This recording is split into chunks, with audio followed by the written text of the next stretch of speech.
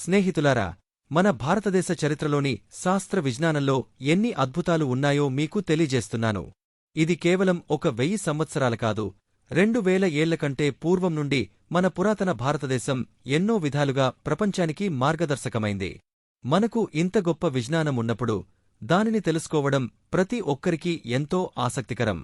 మనం చెప్పుకోవాల్సిన మొదటి విషయం మన పురాణాలు. భారతదేశంలోని పురాణాలు కేవలం కథలు కాదు, అవి ఒక రహస్య శాస్త్ర విజ్ఞానం. రామాయణం, మహాభారతం వంటి మహాకావ్యాల్లో మనకు ఎన్నో శాస్త్ర సంబంధిత విషయాలు కనిపిస్తాయి. ఉదాహరణకి, రామాయణంలో చెప్పబడిన పుష్పక విమానం అనే ఏరోనాటికల్ విజ్ఞానం గురించి తెలుపుతుంది. ఒక రకంగా ఇది విమానం వంటిదని వర్ణించబడింది. అలాగే మహాభారతంలో అశ్వత్థామ అనే పాత్ర అణుశక్తి వంటి విజ్ఞానాన్ని కలిగి ఉన్నట్లు వర్ణించబడింది.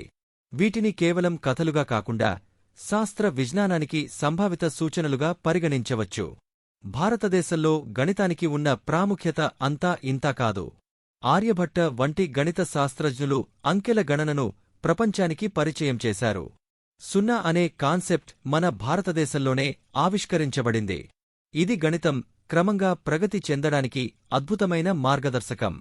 మనకు తెలిసిన అంకగణితం, భిన్నాలు, లొగరిథమ్స్ అన్నీ భారతీయుల విజ్ఞానానికి ఫలితాలు. అంతేకాకుండా బోధాయన అనే గణితశాస్త్రజ్ఞుడు పాథాగోరస్ సూత్రం, షుల్షై షై అనే సిద్ధాంతాన్ని అనేక సంవత్సరాల క్రితమే రచించాడు. యూరోపియన్ ఖండానికి ఇది వేల సంవత్సరాల తర్వాత తెలుసుకొన్నారు. అలా భారతీయ గణిత విజ్ఞానం ప్రపంచ గణిత రంగానికి మార్గదర్శకంగా నిలిచింది. మనం ఇప్పుడు ఇంగ్లాండ్ వంటి దేశాల్లో చూసే ఖగోళ పరిశోధన కేంద్రాలు చాలా ఉన్నాయి, కాని ఖగోళ శాస్త్రానికి మూలం మన భారతదేశంలోనే ఉంది. వారాహమిహిర అనే ఖగోళ శాస్త్రజ్ఞుడు గ్రహాల గతులు, గ్రహణాలు, నక్షత్రాల అద్భుత విశ్లేషణలను పరిశీలించి ప్రపంచానికి తెలియజేశాడు. మరియు మన మహాభారతంలో సుదర్శన చక్రం అనే విషయం వర్ణించబడింది.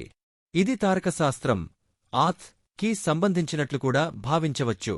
అదే విధంగా జ్యోతిష్యం కూడా ఖగోళ శాస్త్రానికి సోదర శాస్త్రంగా చెప్పుకోవచ్చు. భారతీయులు సమయాన్ని ఖచ్చితంగా తెలుసుకోవడం, సంవత్సరాలను నిర్ణయించడం మొదలైన వాటికి ఖగోళ శాస్త్రం ఆధారంగా అనేక విధానాలను వాడేవారు. మన ఆయుర్వేదం 5000 సంవత్సరాల కంటే పాతది. దీనిలో మన శరీరంలో ఉన్న ధాతువులను తెలుసుకోవడం ద్వారా వ్యాధులను నయం చేయడమే కాకుండా జీవన శైలిని కూడా మెరుగుపరచడం గురించి వివరాలు ఉన్నాయి. సుశ్రుత అనే వైద్యుడు ప్రపంచంలోనే మొట్టమొదటి శస్త్ర చికిత్సలను చేశాడు. ఆయన చేసే ఆపరేషన్లను, పద్ధతులను ఇప్పుడు కూడా ప్రపంచం మెచ్చుకుంటోంది. సుశ్రుత చేసిన క్యాటరాక్ట్ సర్జరీ, ప్లాస్టిక్ సర్జరీ వంటి పద్ధతులు అనేక ప్రాచీన చరిత్రలో ప్రత్యేక స్థానం పొందాయి. మన భారతదేశం రసాయన శాస్త్రంలో కూడా ఎన్నో విషయాల్లో ముందుంది. ఇక్కడ రసాయన శాస్త్రం అనేది ప్రాముఖ్యత కలిగిన విజ్ఞానం. ఆల్కెమీ, ఆయింగ్త్ అనే రసాయన శాస్త్రంతో నాగార్జున అనే శాస్త్రవేత్త అనేక రసాయన సూత్రాలను కనిపెట్టారు. మన భారతీయులు వజ్రం తయారీ విధానంలో విశేషంగా కృషి చేశారు. భారతదేశంలో దేవాలయాలు కేవలం ఆధ్యాత్మిక కేంద్రాలు మాత్రమే కాదు, అవి ఒక శక్తి కేంద్రాలు. వాస్తుశాస్త్రంలో ప్రతి ఆలయం ఒక ప్రత్యేక శాస్త్రీయ రీతిలో నిర్మించబడింది. బృహదీశ్వర దేవాలయం, కోణార్క సూర్య దేవాలయం, మధురై మీనాక్షి దేవాలయం వంటి ఆలయాలు శిల్పకళా విజ్ఞానానికి చక్కని ఉదాహరణలు.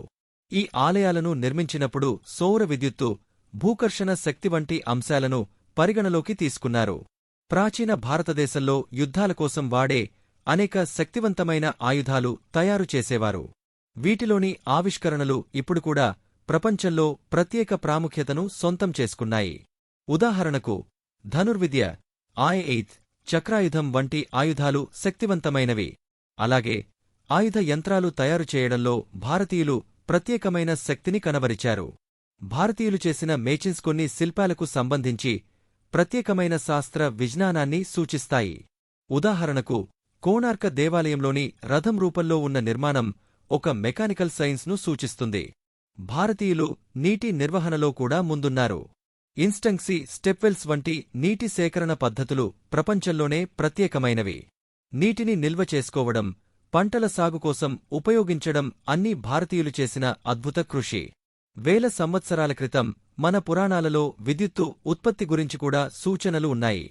ఆచార్య కణాద్ అనే శాస్త్రవేత్త విద్యుత్తు ఉత్పత్తిపై చేసిన పరిశోధనలు నేడు మనం ఉపయోగించే విద్యుత్ శక్తికి ప్రేరణ అయ్యాయి. మనకు శాస్త్రీయ దృష్టితో కూడిన సాంఘిక, ఆర్థిక విధానాలు కూడా ఉన్నాయి. చాణక్య నిధి అనే గ్రంథం దీనికి అతి పెద్ద ఉదాహరణ. మన చాణక్యుడు వ్రాసిన ఆర్థిక విధానాలు నేటి ఆర్థిక వ్యవస్థలకు కూడా మార్గదర్శకంగా ఉన్నాయి. ఇంతా అన్నీ మనకు తెలియజేస్తున్నది ఏంటంటే, మన భారతదేశం అనేక శాస్త్ర విజ్ఞానాల్లో విశ్వగురువుగా నిలిచింది. మానవాళికి ఆధునిక విజ్ఞానం నందించిన ముఖ్యమైన మూలాలన్నీ భారతదేశంలోనే పుట్టాయి. ఈ శాస్త్ర విజ్ఞానానికి ముందు మనం వంగి గర్వించవచ్చు.